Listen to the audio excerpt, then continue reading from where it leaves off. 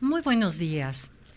Con mucho gusto y dando gracias a Dios por la oportunidad de estar nuevamente juntos, vamos a empezar hoy nuestro tema, poniéndonos en la presencia de nuestro Señor y pidiéndole nos envíe su Espíritu Santo. Ven, Espíritu Santo, llena los corazones de tus fieles, enciende en ellos el fuego de tu amor. Envía, Señor, tu Espíritu, y todo será creado, y se renovará la faz de la tierra. Pidiéndole a nuestra Madre Santísima nos acompañe María, mujer eucarística como la llamó su Santidad Juan Pablo II, que nos ayude a preparar nuestro corazón para recibir a Jesús, que nos ayude, habiendo recibido a Jesús, a vivir una intimidad con Él y a saber llevarlo a los demás. Por eso le decimos: Dios te salve María, llena eres de gracia, el Señor es contigo, bendita tú entre todas las mujeres, y bendito el fruto de tu vientre Jesús. En el nombre del Padre, del Hijo y del Espíritu Santo. Amén. Pues mira, hoy quisiera compartir un tema contigo que creo que se vuelve muy actual, el que podamos conversar de esto y también hacerlo llegar a los demás. Cuando iniciaba la primera charla de este tema, de estos programas, te decía yo que actualmente vemos mucha dificultad para que la gente el domingo realmente asista a la Eucaristía con devoción, con preparación y tratando de poner en este día del Señor todo en la presencia de Dios. También te decía que pues tristemente las personas que asisten o asistimos por la gracia de Dios a la Eucaristía somos un número muy pequeño a comparación de todos los que somos bautizados. También es otro factor para analizar el por qué ha sido este declive de la participación en la Eucaristía de forma presencial. Y pues todo esto nos lleva a lo que vivimos, a toda esta secularización. Entonces, hoy quiero tratar contigo un poquito esta problemática en vista a lo que ha sido en la historia ahora sí que el nacimiento del domingo y después el florecimiento de esta celebración de la Cena del Señor en domingo, con sus razones y características, y también razones para el declive, y después del Vaticano II, la propuesta y la vivencia que nos hace de la Eucaristía. Entonces, vamos a empezar primero la secularización del domingo. ¿Qué es lo que pasa? Que para el hombre secularizado de hoy, el Día del Señor, en el sentido etimológico de la palabra, ya no está significando eso, sino que en vez de ser como siempre nació, que el Día del Señor es el día de la Eucaristía y que celebramos el día de la resurrección del Señor, pues ha cambiado a ser el día que no se trabaja, el día que se descansa, el día que se puede llevar para otras actividades, que no es que sean malas, pero en muchas de ellas, tomando nuestro tiempo y apartándonos de la verdadera razón de ser del día que celebramos. Ese Día del Señor está desde un principio ordenado para que tengamos un tiempo para alabar al Señor, para pedir al Señor, para agradecer al Señor y para hacer conciencia de todas las gracias que el Señor nos da y también del camino en el que vamos, viendo siempre en lo que llamamos la escatología, el encuentro final con Él. Entonces, de ese día de fiesta, que es el domingo, ha venido a cambiarse por lo que es el Día del Hombre, día de descanso, día de eventos sociales, día de deporte, y se ha olvidado la verdadera razón de ser. Bueno, ¿qué celebramos entonces el Día del Señor, que se ha perdido y se ha ido cubriendo con otros matices? Pues en primer lugar tenemos que ver que lo específico del domingo cristiano y la celebración de la resurrección es precisamente porque ese día el Señor venció a la muerte y tenemos en los evangelios esos relatos, esos versículos en que nos hablan cuando las mujeres iban al sepulcro, lo encontraron vacío. Un ángel les dijo: ¿por qué buscáis aquí al que no está muerto, está vivo? Magdalena, cuando lo encuentra como el jardinero en el huerto y no lo reconoce. Estas apariciones, primero a las mujeres y después a los apóstoles, que nos llevan, pues ya como con los caminantes de Maús, a reconocer al Señor tanto en la palabra que Él mismo va a traer del Antiguo Testamento al Nuevo en la plenitud de los tiempos, que es Él, como también en su presencia voluntariamente aceptada su pasión y queriéndose quedar en un sacrificio único ofrecido al Padre, en lo que cada día en la Eucaristía tenemos. Entonces, lo específico del domingo cristiano es un día de fiesta porque se ha vencido la muerte. Porque nosotros no vamos a morir a los 10, 50, 80 o 100 años, porque es un paso a la verdadera vida, a la vida eterna, aquella que nos explica San Pablo, como hemos dicho en 1 Corintios 15, después de que resucitó el primogénito de entre los muertos, que es Jesús, el Hijo de Dios, y es hombre también, resucitaremos todos los seres humanos el día de la resurrección de los muertos. Entonces, nos cambia el plan de vida sombrío hacia un Sheol, un lugar oscuro, a un lugar de encuentro con el Señor resucitado y vivo.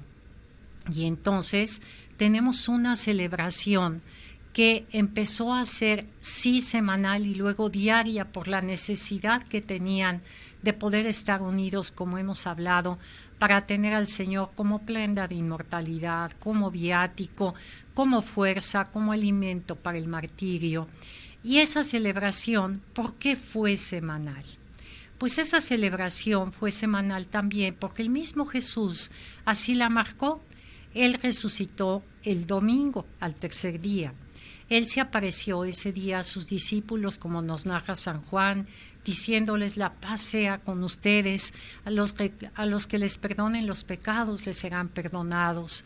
Pero también el domingo siguiente se apareció cuando Tomás, ese incrédulo de los apóstoles, que somos cada uno de nosotros, un mucho de Tomás, querían meter el dedo en las llagas y en el costado, y era el siguiente primer día de la semana. Y entonces quedó marcado el día de la resurrección, el día de la aparición al Señor, confirmándole a Tomás y a todos esa resurrección del Señor en ese nuevo estadio de cuerpo resucitado y vivo.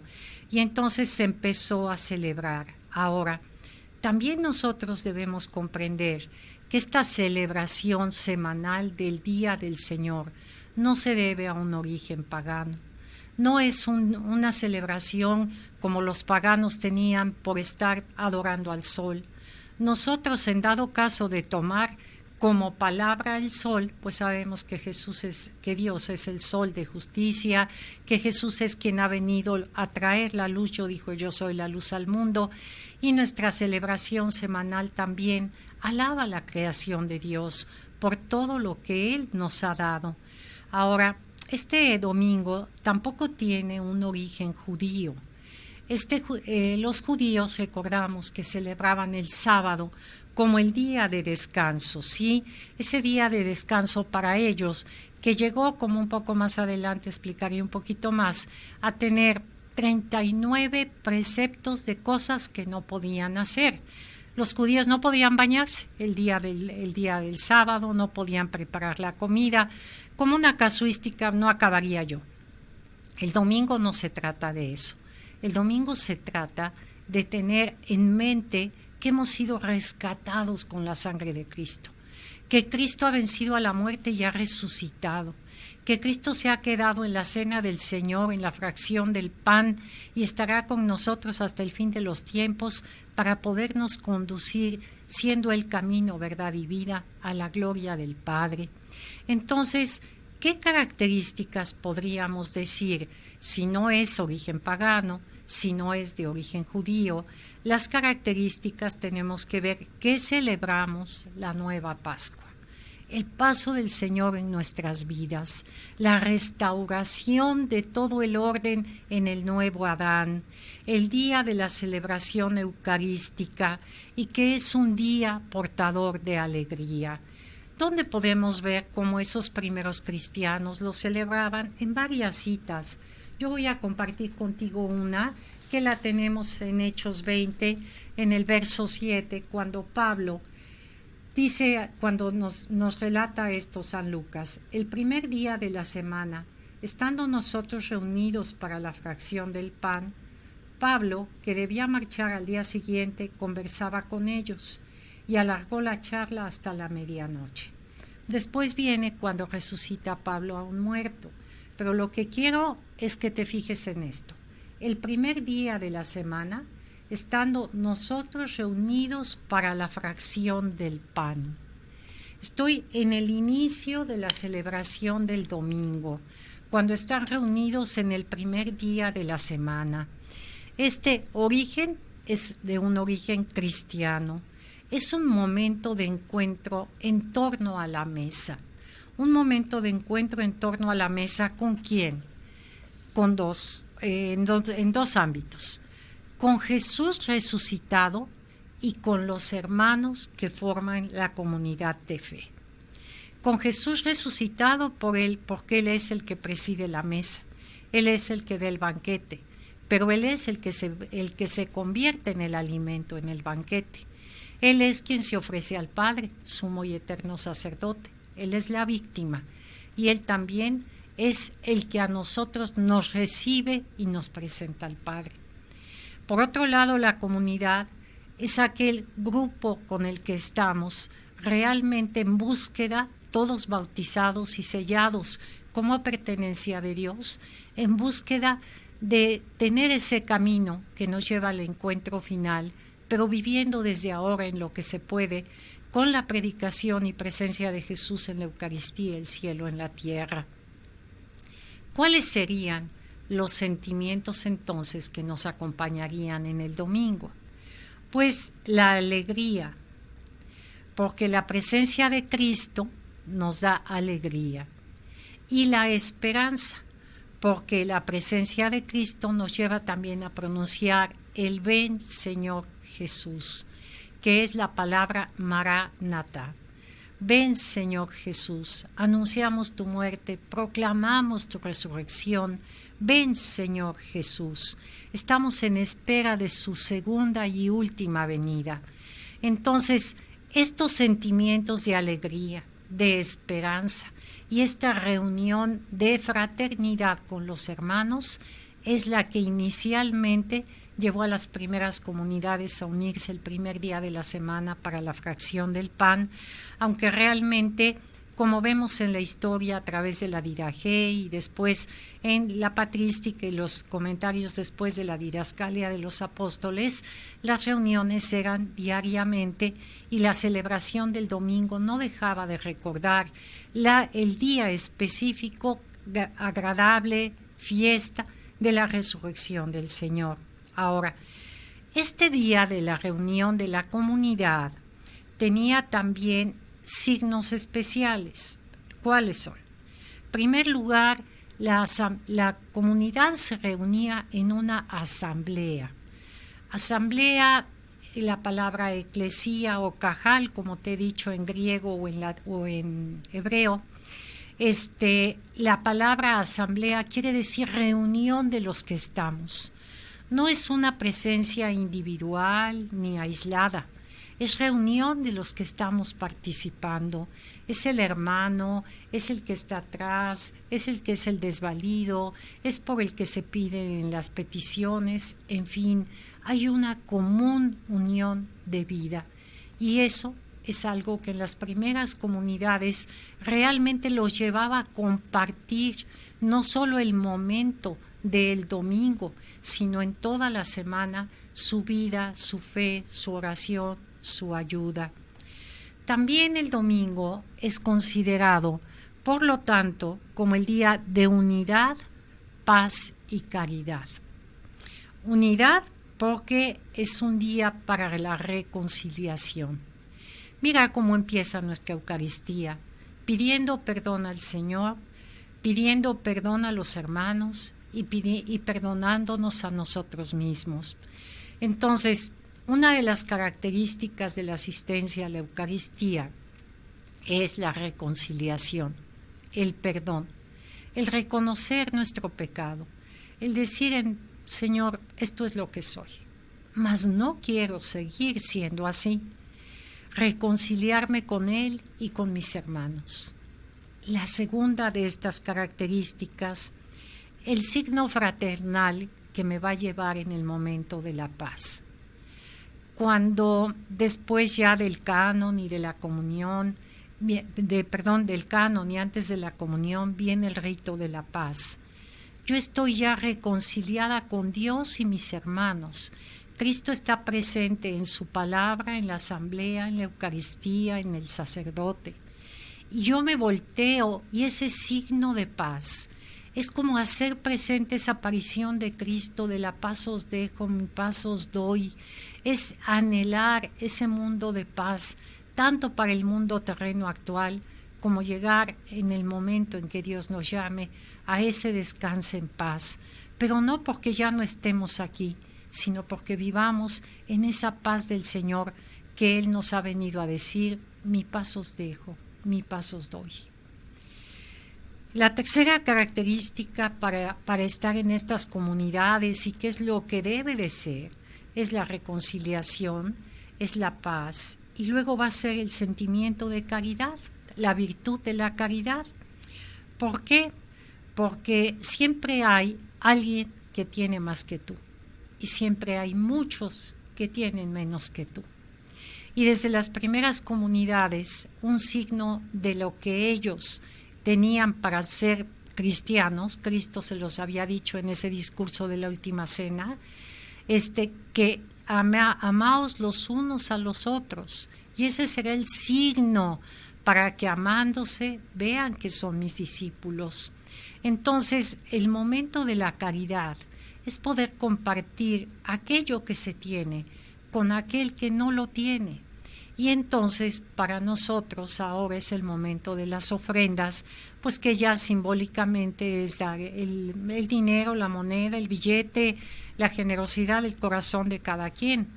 Pero fíjate que en un principio en estas primeras comunidades, estas ofrendas eran llevar también algo de lo que cada quien tenía. Y entonces era verdaderamente pues emotivo y como que también muy participativo, que todos llevaban algo para compartir con los demás de aquello que tenían. Y entonces esta reconciliación, esta unidad y paz y esta caridad hacía que esta celebración era algo verdaderamente solemne, verdaderamente celebrativo, un día de fiesta. Bueno, te he hablado que es la celebración en el primer día de la semana, que es la fracción del pan y que es la cena del Señor. Pero también has escuchado la expresión del octavo día. ¿Qué entendemos por el octavo día? El octavo día es el que vamos a vivir después de haber acabado el transcurso, el camino y la misión de la vida que hoy tenemos. Aquí en 7 días el Señor terminó la creación, el séptimo día descansó. Y el octavo día es el día de nuestro encuentro con Él. Entonces, el octavo día es un anticipo de esa última espera para la vida eterna, un sentido escatológico que de lo que ya empezó y se va a realizar, que nos lleva a vivir en una nueva creación. Y esa nueva creación, ¿cuándo tuvo lugar? La nueva creación en la escatología ya empezó con la venida del nuevo Adán, que es Cristo. Y por lo tanto, el Adán que por el pecado nos dejó marcados con el pecado, el segundo Adán que es Cristo, con su muerte y resurrección, ha venido a liberarnos de ese pecado y nos permite entrar en esa nueva creación, camino a la plenitud en la vida eterna en un octavo día que no terminará. Cristo ha venido a dar el pleno cumplimiento de esa Pascua cuando ha venido a morir, paso del Señor. Y por lo tanto, con Él y a través de celebrar esta Eucaristía estamos en camino a ser, somos parte de esa nueva creación para poder llegar al Señor. Todo esto es lo que en un principio se celebra y por parte se sigue celebrando, pero se celebraba en esta conciencia, reconciliación, unidad, paz, caridad, fiesta. Pero, ¿qué problemas pastorales vemos para que ahora la participación haya decaído? ¿Desde cuándo? ¿Desde qué siglo? ¿Por qué? Y entonces, pues vamos a ver cómo tenemos ahí cosas sociológicas que han influido definitivamente a esto. Bueno, en el siglo IV después de Cristo hubo un cambio muy grande. Hubo un cambio muy grande porque Constantino, que era el gran emperador romano, terminó sí con la persecución de los cristianos, que fueron tan tremendas, y que tenemos también las persecuciones pues como un momento histórico de estudio de mártires y de entrega, de esos mártires que sembraron con su sangre la fe de los que ahora estamos aquí. Pero en el siglo IV Constantino dio un edicto en Milán en el año 313 para la conversión de todo el imperio romano al cristianismo. Las consecuencias que trajo fueron muchas. Poco a poco los que se iban integrando a ser bautizados ya no tenían el paso del catecumenado, ya no tenían el paso de las catequesis mistagógicas, y pues se volvió un gran número de bautizados, pero ignorantes, sin vivir en plenitud aquello que se les estaba dando al recibirlos en la iglesia con los sacramentos. Pero hay un documento un documento que dio Constantino el 7 de marzo del año 321. Y en este documento, en este edicto que te voy a leer, es en donde él va a prohibir el trabajo del domingo, va a prohibir que se trabaje el domingo. Antes se trabajaba el domingo y se acudía a asistir a la celebración de la fracción del pan. Pero vamos a ver cuándo viene el descanso y el culto dominical. El 7 de marzo del 321, me voy a permitir leerlo, te dice así el edicto de Constantino: todos los jueces y las poblaciones urbanas y los que ejercen oficios el día del sol digno de veneración deben descansar. Sin embargo, las poblaciones rurales ejerciten la agricultura libremente sin impedimento alguno, porque frecuentemente es día más apropiado para la siega. Esto está en el Código Justiniano, en capítulo 3, verso 12. Entonces, vamos a ver lo siguiente. No estaba unido en un principio el que no se trabajara para los cristianos el primer día de la semana. Recordemos que ellos vivían en el mundo judío y el día del descanso era el sábado. Entonces el domingo entra como celebración de la Eucaristía del Día del Señor, de la Resurrección, pero ellos tenían que cumplir con sus trabajos. Y muchos de ellos de las comunidades judio-cristianas, incluso por ese seguimiento de lo que habían tenido sembrado de la fe judía, asistían en un principio el sábado a la sinagoga y el domingo a la celebración de la fracción del pan, hasta que poco a poco todo esto se fue purificando. Pero con este edicto, esta orden, esta ley que da Constantino, se cambia que el domingo no se pueda trabajar. Algunos dicen que Constantino, realmente convertido, lo hizo para que pudiera tener el espacio, el hombre, el trabajador, de asistir. Otros cuestionan que si él como pagano el domingo lo consideraba como el día del sol. El hecho real es que dio esta ley y que a partir de entonces se quitó del trabajo obligatorio el trabajar el domingo y poder tener ese día para la oración, la asistencia a la fracción del pan y el ejercicio de la caridad. ¿Sí? Ahora, los trabajos serviles eran trabajos del campo, van a poder seguir siendo por el interés que él tenía de aquellos, y será hasta después que también se prohíben, ¿sí?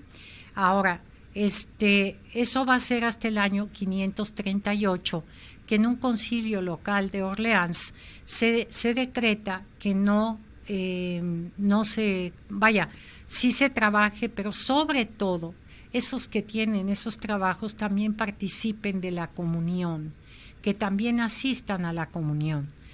Pero entonces ya estamos en ese siglo VI. ¿Qué pasa del siglo VI al siglo X aproximadamente? Pues mira, va a venir el resultado de todo esto, una declinación de la asistencia a la Eucaristía. Y entonces, ¿cómo es esto? Que ya es como un precepto el que el domingo no se trabaje y se asista a la Eucaristía. Y entonces el hombre, que somos rebeldes, pasamos de ser voluntariamente y gratuitamente darnos a todo esto, a decir, es algo que tengo que hacer. Y entonces muchos dejan de ir y otros van. Pero hay un error muy grande, porque se dice, y fíjate que creo que es algo que actualmente también escuchamos, se dice, ¿ya oíste misa? Se oye misa, estoy siglo VI al X. ¿Ya oíste misa? ¿Ya fuiste a misa? Cuando realmente es, ya participaste, ya escuchaste y viviste, que es muy diferente. Oír es algo que pasa sin entrar a mi interior. Escuchar es lo que entra dentro de mí. Participar es cuando yo estoy en esa asamblea, no en una situación individual encerrada en sí mismo. Entonces, esta participación ya no se vuelve, como te digo, de la forma viva, ya no es ritual, ya se vuelve ritual y no se vuelve celebrativa del corazón. Entonces van a la iglesia, sí, pero tristemente, fíjate muy bien si es algo que sucede ahora. Yo te cuestiono según lo que tú vivas y veas. El ir a la iglesia era la asamblea, presencia de Cristo, unidad, alegría y compartir. Ahora el ir a la iglesia es el lugar en donde se oye misa, el lugar donde se dice la misa. Y este es el cambio. Ya no es el lugar en donde yo voy a vivirla, donde yo voy a sentirla, donde yo voy a llenarme de toda esta gracia. Entonces, en esta parte también tenemos que, bueno, según fueron poniendo en la liturgia, las costumbres, el ritual, sobre todo ya haciendo un ordenamiento, los que no iban a comulgar se salían cuando terminaba el canon, cuando se dice por Cristo, con Él y en Él, a ti Dios Padre Todopoderoso, en fin, que contestamos amén, se salían los que ya no iban a comulgar. Y como los que comulgaban eran muy pocos, ya se quedaban muy pocos en la iglesia. Esto fue pasando tristemente. Y esto desgraciadamente se ha agravado en muchos casos, en muchos. Bueno, esto lo vamos viendo como, pues yo lo catalogo, una enfermedad sociológica, una enfermedad del corazón y de la vivencia, y me voy, ojalá pudiera yo por cada siglo, pero me voy del siglo X al Vaticano II. Antes te hablé del siglo I al VI, esa vivencia tremenda y fraternal, del siglo VI al X, cómo fue decayendo. Ahora te voy a hablar del siglo X al siglo XX, 10 siglos. El domingo, ¿cómo fue pasando? Pues fue pasando en un sentido en que realmente esta práctica del domingo fue siendo ritual. La pastoral se fue mucho a la liturgia, a la celebración, se fue más bien a la liturgia y a la celebración que a lo pastoral. Sucedió que tuvo un gran esplendor la adoración eucarística y no la asistencia a la misa. Y había aquella adoración eucarística que sigue habiendo y totalmente valiosa, que el Señor está presente en esas especies y se queda en la Eucaristía expuesto en una custodia. La custodia con la forma del sol, porque Él es el sol de justicia que alumbra nuestra vida. Y se va a la adoración en estos siglos eucarística y se olvidan mucho de asistir a la misa, que es de donde nace que pueda existir por la consagración la Eucaristía, y de participar en la vida, en la asamblea de forma comunitaria y en lo íntimo recibiendo al Señor bajo las especies del pan o del pan y el vino. Y entonces viene esta adoración eucarística que hasta la fecha sigue como una verdadera valiosa devoción, que es las 40 horas ante el Santísimo Sacramento. Esas 40 horas, ¿por qué es 40? Bueno, mira, puede haber muchas cosas. El 40 es un número en la Biblia que tiene el significado de tiempo suficiente para. Si lo aplicamos a la adoración eucarística, sería que cuando nos tocara ir a adorar al Santísimo las 40 horas, pues es un tiempo para darnos a Él, para alabarlo, para recibirlo. Por otro lado, esta devoción se dice que nació en torno a la celebración de las 40 horas que Jesús estuvo en el sepulcro, a estarlo acompañando ahí preso en el sepulcro, a estarlo acompañando ahí ahora preso en la Eucaristía, esperando el tiempo suficiente para que la humanidad se convierta y para que todos volvamos al Padre. Entonces tenemos que hacer la memoria de la resurrección. Se había perdido. Y hay adoración eucarística y hay celebraciones de la Eucaristía, pero de una forma en que el sacerdote, hablando en latín, que desde el siglo V, por ser la lengua del pueblo, después de la traducción de San Jerónimo, de la Vulgata, pues tuvo lugar todo esto de latín, y entonces el sacerdote oraba, el pueblo escuchaba. Algunos santos en su siglo, como San Francisco de Sales, hablaba de rezar el rosario para contemplar los misterios de la vida del Señor, y poco a poco se fue enfriando ese arder el corazón al oír la palabra en la liturgia de la palabra, porque cuando el sacerdote que representa a Cristo lee el Evangelio, es Cristo mismo quien lo hace. Y Cristo mismo es el que está presente diciéndonos, por tomar un ejemplo, al joven que le dice, Maestro bueno, ¿qué tengo que hacer para ganar la vida eterna? Si ese evangelio te tocó escucharlo hoy, te lo está diciendo a ti, porque el Maestro bueno está precisamente queriéndote guiar a ti al despojo para poder realmente entrar en la posesión del Señor. Y así en cada evangelio es Jesús el que nos quiere guiar, el que se nos da. Entonces se deja de tener esta parte en nuestra vida, la importancia que tiene la predicación de la palabra, y la vivencia de la Eucaristía cae en un rito para no vivirla a la luz de la palabra, y la gente se va a la adoración eucarística contemplando ahí en esa hostia consagrada.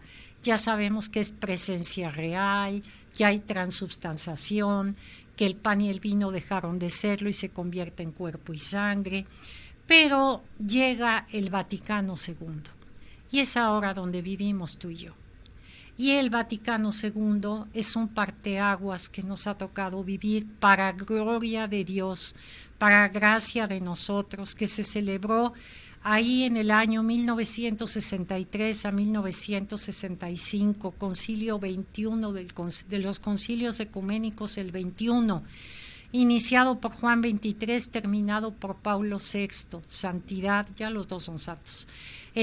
Pero este Concilio Vaticano II nos va a dejar un documento que es la Sacrosanctum Concilium, y en ese documento tenemos la liturgia de la misa, que es liturgia de la palabra y liturgia de la Eucaristía. La podemos vivir y entender porque se convierte de latín a poder ser al idioma que cada pueblo hable. Y entonces ya no tenemos el decir no entiendo porque es tu idioma. Ya no podemos decir no sé qué pasa porque entonces es tú no quererte comprometer a entender la riqueza de cada uno de los ritos, la riqueza de cada uno de los signos, la riqueza de cada una de las oraciones que en la Eucaristía celebramos, porque el presidente de la celebración es Cristo en la persona del sacerdote, pero todos los que estamos la celebramos. La liturgia de la Eucaristía es una liturgia de celebración comunitaria. Y entonces tenemos que recobrar el sentido de la participación del domingo como día festivo de la resurrección del Señor. ¿Qué quisiera yo dejarte al asomarnos un poquito a este primero en creciendo la fracción del pan, la cena del Señor, después en declive, después en una costumbre, y ahora que el Concilio Vaticano nos da la oportunidad de celebrarlo de una manera plena, consciente y activa, podamos vivir tanta riqueza como nos ofrece nuestra participación en la Eucaristía. ¿Qué es lo que yo quisiera que tú y yo tomáramos? Pues conciencia, en primera para nuestra forma personal, cómo vivir mejor este regalo de Dios, pero aparte, cómo ayudar a aquellos que aunque asisten, no la viven porque desconocen, porque no quieren involucrarse a conocer, cómo animarlos. En segundo, cómo poder a los que no asisten, hacerles ver que no es un precepto de obligatoriedad como un perjuicio, sino que es una invitación de Cristo para poder con Él gozar su resurrección y pensar también en que gracias a eso tenemos una nueva vida, somos perdonados, rescatados y vamos a tener también el día de la resurrección de los muertos, el abrazo con Cristo resucitado y todos aquellos que formamos su cuerpo místico que es la Iglesia. Te quiero decir entonces, comparte con los demás lo que es el domingo, día de fiesta, día de la resurrección del Señor, día de la Eucaristía, y después que sea el día familiar, que sea el día social, que puedas disfrutar de un deporte, todo eso es ya como una consecuencia de gozo, de felicidad. Pero no dejemos de participar en lo realmente significativo y importante, quedándonos en la oscuridad de lo demás. ¿Qué te pasa cuando tú vas cualquier día a la Eucaristía, y ahorita me estoy refiriendo al Día del Señor como algo especial el domingo? ¿Qué te pasa? Es un encuentro íntimo con Cristo. Cuando Él viene a ti en la comunión, los ángeles no lo reciben. Están con nosotros el ángel de la guarda, pero quien lo recibe eres tú. Es una gracia para los humanos que Dios mismo nos ha querido dar. Luego, este encuentro con Cristo nos lleva hacia llena nuestro verdadero anhelo de felicidad. Todos tenemos preocupaciones, angustias, tristezas, pero también todos queremos ser felices y nacimos para buscar la felicidad. Ese anhelo de felicidad te lo saciará el Señor. Ya San Agustín decía que nuestro corazón está inquieto hasta no entregarlo y entregarlo al corazón del Señor. También en la Eucaristía tenemos que tener muy presente que Cristo nos eleva a la presencia del Padre, nos presenta al Padre con su redención y que también al mismo tiempo nosotros debemos de participar y que esos dones que entreguemos en la Eucaristía, el pan, el vino y nuestra participación en ayudar a los demás debe de ser sí plena, consciente, activa, pero con todo nuestro corazón, porque Jesús ha venido a darnos su vida, su corazón, su entrega, y que vivamos el domingo como lo que verdaderamente es, el regalo de tener un día para que el Señor tenga un encuentro que si en la semana no lo hemos podido tener, ahí sea alimento y vida para nutrir todos los demás días que Él nos concede de vida. Todo esto le pedimos al Señor nos lo conceda. Te pido hagas extensivo lo que es el domingo a los demás y que todos juntos podamos lograr en nuestra iglesia el que se vuelva a celebrar el Día del Señor como inicialmente era. También te quiero decir, hay un documento que se llama el Domingo, el Día del Señor, y ese documento nos lleva a la historia, a citas de San Justino, cuando ya hablaba en el año 165, muy claramente de la celebración del Día del Señor. Te invito también, si quieres tener más información de todo esto y cómo formarte en esto, que ese documento lo puedas comprar el domingo, el Día del Señor, en cualquier librería católica. Te agradezco tu atención, te pongo todo mi cariño, mi oración, y le pido al Señor una bendición para todos nosotros, despidiéndonos de Él, diciéndole al Señor: gracias, Señor, por la Eucaristía. Y le vamos entonces a decir al Señor nuestra oración. Gracias, Señor, por la Eucaristía. Gracias, Señor, porque en la última cena partiste tu pan y vino en infinitos trozos para saciar nuestra hambre y nuestra sed. Gracias, Señor, porque en el pan y el vino nos entregas tu vida y nos llenas de tu presencia. Gracias, Señor, porque nos amaste hasta el final, hasta el extremo de poder morir por otro. Gracias, Señor, porque quisiste celebrar tu entrega en torno a una mesa con tus amigos para que fuesen una comunidad de amor. Gracias, Señor, porque en la Eucaristía nos haces uno contigo, nos unes a tu vida en la medida en que estamos dispuestos a entregar la nuestra. Gracias, Señor, porque todo el día puede ser una preparación para celebrar y compartir la Eucaristía. Gracias, Señor, porque todos los días puedo volver a empezar y continuar mi camino de fraternidad con mis hermanos y mi camino de transformación en ti. Amén. Gracias, Señor, y gracias a todos y cada uno de ustedes.